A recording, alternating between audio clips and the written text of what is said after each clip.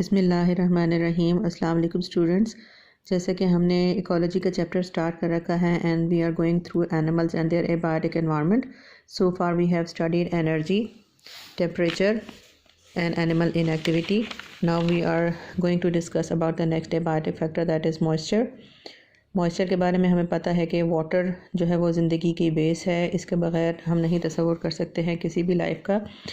तो एनिमल्स के अंदर जो है जहाँ पे मुख्तलिफ़ उनके तरीके हैं, मुख्तलिफ़ उनके ऐसी अडेप्टशंस हैं कि पानी जो है वो उनकी बॉडी से मुसलसल जो है वो लॉस्ट अवे होता रहता है, और इसी तरह से मुख्तलिफ़ ऐसे तरीके भी हैं जिनसे वो वाटर गेन करते हैं और उसको रिकवर भी करते हैं। सो हम स्टार्ट करते हैं मॉइस्चर का topic. All the life processes occur in the watery environment of the cell. पहले हम देखेंगे कि वाटर के कौन कौन से ऐसे रास्ते हैं जिनके ज़रिए से वो बॉडी से रिड्यूस हो जाता है, बॉडी उसको मुख्तलिफ़ तरीके से लॉस्ट करती है।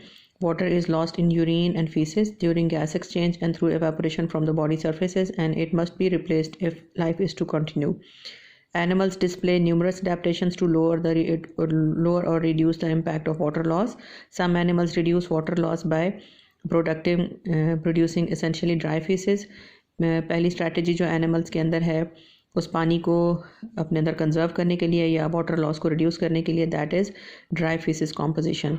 यानी अपने जो डाइजेस्टिव सिस्टम है उसमें जो लार्ज इंटेस्टाइन है स्पेशली, उसके अंदर कुछ ऐसे मैकेनिज़म्स हैं जिनके थ्रू वो वाटर को रीअब्जॉर्ब कर लेते हैं और फीसिस को ड्राई कर लेते हैं ताकि कम से कम पानी जो है वो फीसिस के साथ बाहर रिलीज़ हो। Others produce a concentrated urine. इसी तरह से यूरिन की कॉम्पोजिशन में भी कंसनट्रेशन लाई जाती है ताकि पानी कम से कम यूरिन के साथ एक्सक्रीट किया जाए। And utilise excretory products that can be excreted in semi solid form. तो ये भी आपने मुख्तलिफ जो फॉर्म्स हैं नाइट्रोजनस वेस्ट की वो पढ़ी होंगी। जैसे अमोनिया है, अमोनिया को रिलीज़ करने के लिए मैक्सिमम वाटर चाहिए है, और अमोनिया उन ऑर्गेनिजम्स में नॉर्मली अडाप्ट किया जाता है जो कि वाटर ड्वेलिंग है, जिनमें पानी का मसला ही नहीं होता। तो जो लैंड के रहने वाले एनिमल्स हैं, टेरेस्ट्रियल हैबिटेट रखने वाले हैं, उनके अंदर तो अमोनिया जो है वो नहीं रखा जा सकता, क्योंकि एक तो लीथल है ये बॉडी के लिए, दूसरा पानी ही इतना नहीं होता बॉडी में कि उसको फ़ौरन रिलीज़ किया जा सकता और पानी भी फिर ज़ाया किया जा सके उसके साथ। सेकंड जो अडेप्टेशन है ऑर्गेनिजम्स की, दैट इज़ यूरिया। तो मोस्टली जो लिविंग ऑर्गेनिजम्स हैं जो कि नॉर्मल कंडीशंस में सर्वाइव करते हैं लैंड के ऊपर, उनके अंदर यूरिया की कॉम्पोजिशन होती है और यूरिया के फॉर्म में रिलीज़ किया जाता है एक्सक्रीटरी प्रोडक्ट्स को। इसके लिए मॉडरेट अमाउंट चाहिए है पानी की। और इससे भी मज़ीद अगर आगे जाएँ तो डेजर्ट्स में रहने वाले जो एनिमल्स हैं उन्होंने अडेप्ट किया है यूरिक एसिड की प्रोडक्शन को। तो यूरिक एसिड जो है that is a semi solid form of urinary product. तो इसमें बेसिकली कम से कम पानी जो है वो रिलीज़ किया जाता है, और ये एक अडेप्टेशन है, ये एक स्ट्रैटेजी है एनिमल की जिसके ज़रिए वो रिज़र्व कर लेते हैं पानी को, रीअब्जॉर्ब कर लेते हैं मैक्सिमम, और अपनी जो यूरिनरी प्रोडक्ट्स हैं उनको सेमी सॉलिड फॉर्म में यानी यूरिक एसिड में कन्वर्ट कर लेते हैं। Controlling evaporative water loss involves a difficult set of compromises between water conservation and evaporative cooling. अब ऐसे एनिमल्स जो कि खुश्की पे रहने वाले हैं और ऐसे ड्राई हैबिटेट्स में जहाँ पे उनको नॉर्मली जो है वो गर्मी का या ज़्यादा टेम्परेचर्स का सामना करना पड़ता है, तो जहाँ उनके लिए एवापोरेटिव कूलिंग ज़रूरी होती है वहाँ पे उनको ये भी ख़तरा है कि एवापोरेशन के साथ ज़ाहिरी बात है उनकी बॉडी से वाटर लॉस हो जाएगा, तो उन्होंने साथ ही साथ उसको वाटर कंजर्वेशन को भी मैनेज करना है। तो ये एक थोड़ा सा डिफ़िकल्ट टास्क है एनिमल्स के लिए कि इसको कैसे कोप किया जाए। Controlling evaporative water loss involves a difficult set of compromises between water conservation and evaporative cooling. Often environments that require water conservation also require cooling. यानी नॉर्मली ये ड्राई हैबिटेट्स में ही होता है, डेजर्ट में रहने वाले एनिमल्स इस चीज़ को फेस करते हैं कि जहाँ पे उनको वाटर कंजर्व करना है अपनी बॉडी में, वहीं पे उनको उस गर्मी से बचने के लिए evaporative cooling भी मजबूरन करना पड़ती है। तो उसके लिए उन्होंने क्या अडेप्टेशंस ली हैं? द नॉक्टर्नल और night active lifestyle of many desert animals is apparently an adaptation to reduce the need for evaporative cooling in a hot environment. तो उनमें उन्होंने बेसिकली इख्तियार किया क्या है लाइफस्टाइल कि अपनी डे एक्टिविटीज़ से वो नाइट की तरफ कन्वर्ट हो गए हैं और रात के वक्त बाहर निकलते हैं ताकि रात के वक्त होने वाली एक्टिविटीज़ की वजह से उनको एवापोरेटिव कूलिंग ना करना पड़े, क्योंकि रात के वक्त टेम्परेचर जो है वो रिड्यूस हो जाता है और इतनी गर्मी नहीं होती कि एवापोरेटिव कूलिंग करना पड़े। सो उनको एवापोरेटिव कूलिंग से इस तरह के बचने का मौका मिल जाता है। Some animals such as camels can tolerate water losses of 25 to 40% of the total body wait.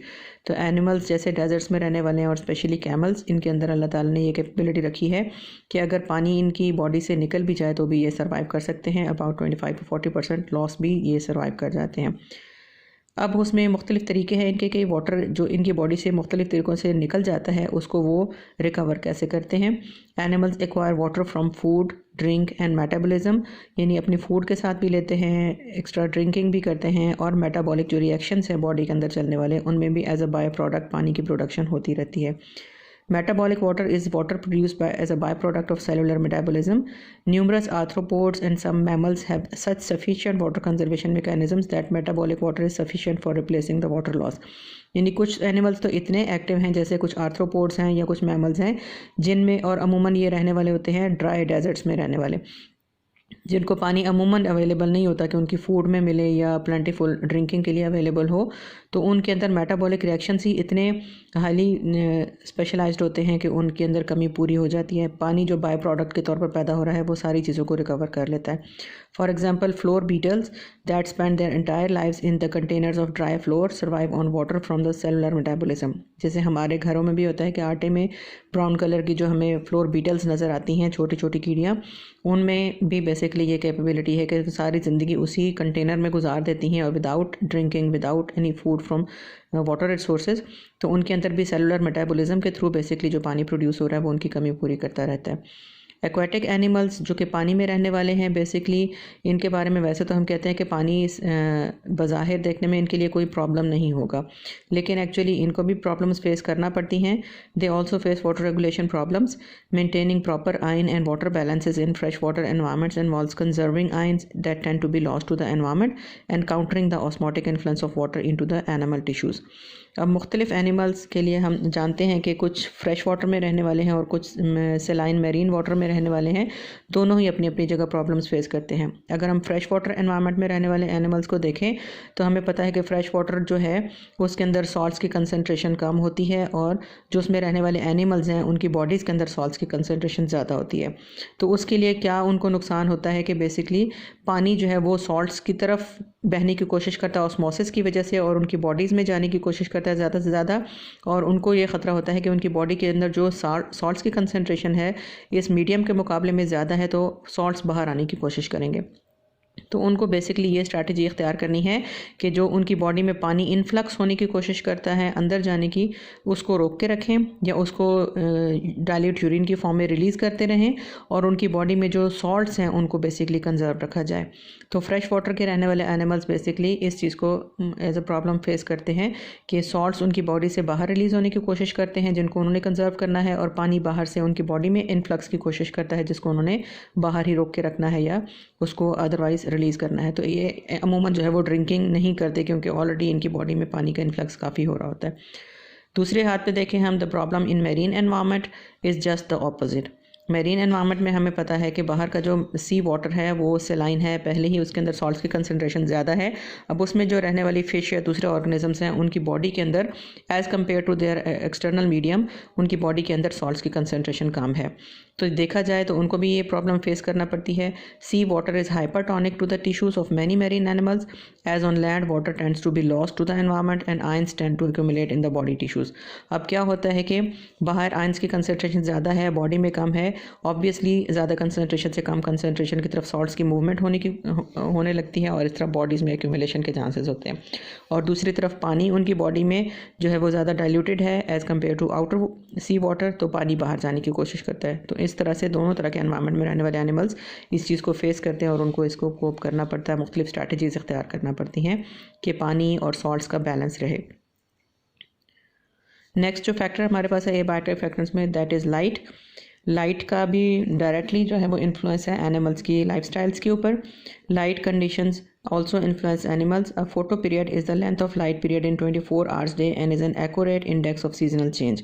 अब जो एनिमल्स हैं मुख्तलिफ़ कैटेगरीज़ के, मुख्तलिफ़ फाइलम से रेलेवेंट, उनको अपनी जो एक्टिविटीज़ हैं, जो लाइफस्टाइल है, जो मुख्तलिफ़ बिहेवियर पैटर्न्स हैं उनके, वो इसी के मुताबिक सेट हुए होते हैं जिसको हम फ़ोटो पीरियड का नाम देते हैं। यानी उनको बेसिकली डे लेंथ और डे शॉर्टनेस की वजह से ही अपनी मुख्तलिफ़ एक्टिविटीज़ का अंदाज़ा हो जाता है। As the spring approaches and the period of daylight increases, suppose हम कहते हैं कि सर्दियाँ ख़त्म होती हैं तो इसका मतलब है कि दिन लंबा होना शुरू हो गया है। तो इसकी वजह से मुख्तलिफ जो एक्टिविटीज़ है उनके अंदर रिदमिक जो एक्टिविटीज़ है वो स्टार्ट हो जाती हैं। As the spring approaches and the period of daylight increases birds enter their breeding condition, यानी दिन जैसे ही लंबे होना शुरू होते हैं तो मुख्तलिफ एनिमल्स जैसे बर्ड्स हैं उनको अंदाज़ा हो जाता है कि अब उनका ब्रीडिंग सीज़न या फेवरेबल सीज़न स्टार्ट हो रहा है। Lengthening daylight hours indicate that conditions will soon be suitable for producing and rearing the offsprings।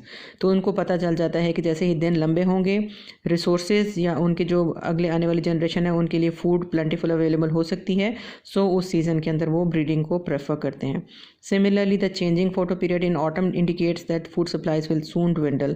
इसी तरह से जब बहार और गर्मियाँ गुजर जाती हैं और दिन छोटा होना शुरू होता है तो उस वक्त बर्ड्स को या दूसरे एनिमल्स को अंदाज़ा हो जाता है कि अब दिन छोटे होने लगे हैं, इसका मतलब है कि सर्दियाँ आने वाली हैं और ऐसी फूड सप्लाईज जो है वो ख़त्म हो सकती हैं, रिडक्शन हो सकती है फूड सोर्सेज में। तो अल्टीमेटली उनकी एक्टिविटीज़ का पैटर्न बदल जाता है, वो उस सीज़न में ब्रीडिंग को कभी भी फॉलो नहीं करते बल्कि उस सीज़न में अपने लिए मुख्तलिफ जो खुराक है उसको इकट्ठा करना शुरू कर लेते हैं। This change may be an important cue to stockpile food reserves और to find the suitable wintering site. तो उस सूरत में हाल में उनकी सबसे पहली जो प्रायोरिटी है वो यही होती है कि विंटर्स को कैसे गुजारा जाएगा, उसके लिए रिसोर्सेज कहाँ से लाए जाएंगे और उनके लिए कोई ऐसी छुपने की जगह जो कि उनको आउटर जो एनवायरनमेंट है या टेम्परेचर है उससे सेव कर सकें। Light also influences cycles of daily activity call the circadian rhythms. अब जो दिन और रात के औकात होते हैं उनकी वजह से भी मुख्तलिफ एक्टिविटीज़ के पैटर्न्स पाए जाते हैं एनिमल्स के अंदर। इनको हम सर्केडियन रिदम्स का नाम देते हैं। जैसे हमें पता है कि दिन जागने के लिए है, काम करने के लिए, और रात सोने के लिए है, उसी तरह से इन मुख्तलिफ एनिमल्स में ये पैटर्न्स पाए जाते हैं। Many people have experienced air travel to different time zones and accompanying the upset in timing of daily activities. जैसे हम ऑब्ज़र्व करते हैं कि अगर फ़र्ज़ करें हम एक ऐसे एरिया में, एक ऐसे मुल्क में चले जाएं जहाँ पे हमारे मुल्क के हिसाब से डिफरेंट टाइम जोन पाया जाता है। जैसे अमेरिका के एग्जांपल ले लें कि 8 आवर्स का डिफरेंस जो है एक अच्छा खासा है, जिसकी वजह से दिन और रात के पैटर्न्स वहाँ बदल जाते हैं हमारे मुल्क के मुकाबले में। तो जो लोग वहाँ जाएंगे उनको फ़ौरन एक तब्दीली फ़ील होगी और वो एडजस्ट नहीं कर पाएंगे शुरू में कि वहाँ पे सर्केडियन रिदम्स डिफरेंट तरह के हैं। This upset, commonly known as the jet lag, is a result of our innate or biological clock telling us it is time for one activity, that is sleep, and external cues like daylight telling us it is for time for another activity, that is daytime। तो इसमें हम basically जो जहाँ पे हम रह रहे होते हैं, जो हमारा हैबिटेट है, मुख्तलिफ एनिमल्स भी इस तरह फॉलो करते हैं कि उनके अंदर एक बायोलॉजिकली एक क्लॉक सेट हो चुका है कि उनको पता है कि दिन की आगाज़ कब होना है और उसके बाद उनकी कौन सी एक्टिविटी स्टार्ट हो जानी है इतने वक्फे के बाद, और फिर उसके बाद रात आ जानी है और उनका एक पैटर्न शिफ्ट हो जाएगा स्लीप मोड की तरफ। तो ये सारे पैटर्न्स बदल जाते हैं अगर अचानक आप डिफरेंट टाइम जोन के अंदर चले जाएँ। Similar problems result from a change between day shift and night shift at a job. जैसे वो लोग भी एक्सपीरियंस करते हैं जिनकी अगर शिफ्ट्स चेंज होती हैं कि वो पहले दिन में काम करते थे, अचानक उनको रात के टाइम पे, जैसे डॉक्टर्स हैं उनको काम करना पड़ जाए तो इनके प्रॉब्लम होती है, एकदम जो है वो पैटर्न उनके कामों के बदल जाते हैं। Recent research indicates that the photoperiod is responsible for resetting our biological clocks, so the new time of activity can seem normal.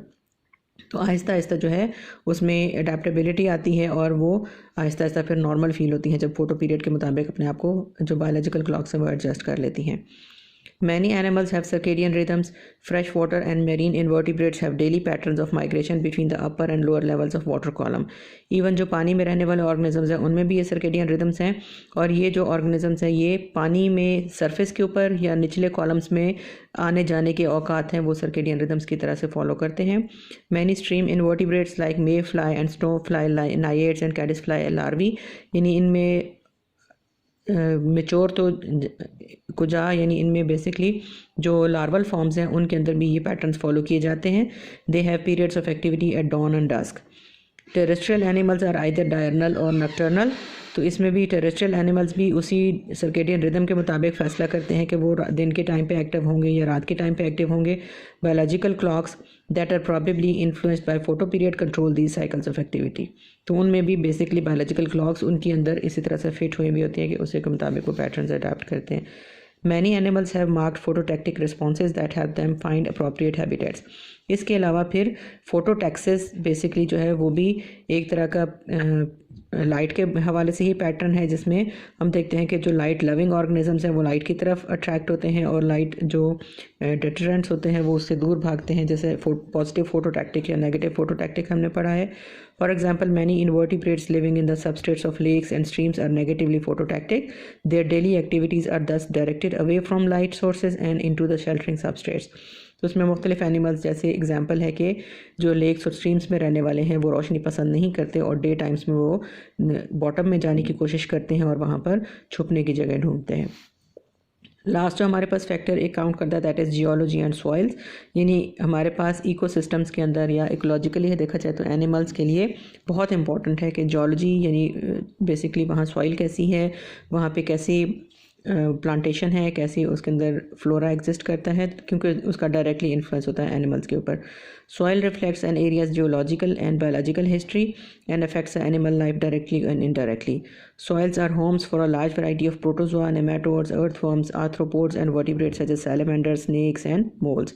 तो ज़मीन जो है बेसिकली ठिकाना भी है बहुत सारे एनिमल्स का जिसके अंदर छुप कर ये ज़िंदगी गुजार रहे होते हैं मुख्तलिफ animals. Soil characteristics such as texture, amount of organic matter, fertility and water holding ability directly influence the number of and kinds of animals living in or on the soil. तो soil basically या geological factors जो हैं वो basically directly influence कर रहे होते हैं इन animals की life को जो इसके अंदर या इसके ऊपर survive कर रहे हैं। Soil also has obvious effects on the kinds of plants that grow in an area. This indirectly influences animals' life because all the animals, regardless of whether they live in or on top of the soil, ultimately depends on plants for their food. तो ज़मीन हर तरह से जो है मुतासिर करती है, influence करती है एनिमल्स की लाइफ को, क्योंकि डायरेक्टली इनडायरेक्टली उनका ताल्लुक ज़रूर मौजूद होता है। आइदर सॉइल के टेक्सचर या उसके अंदर रहने वाले मुख्तलिफ एनिमल्स जो हैं उससे ही चीज़ें ले रहे होते हैं, टेकअप करते हैं, फूड भी, वाटर भी, मुख्तलिफ तरह का एनवायरनमेंट और मुख्तलिफ शेल्टर होम्स होते हैं उनके, या फिर आइदर प्लांट्स की अवेलेबिलिटी जिसको वो एज अ फूड यूज़ करते हैं।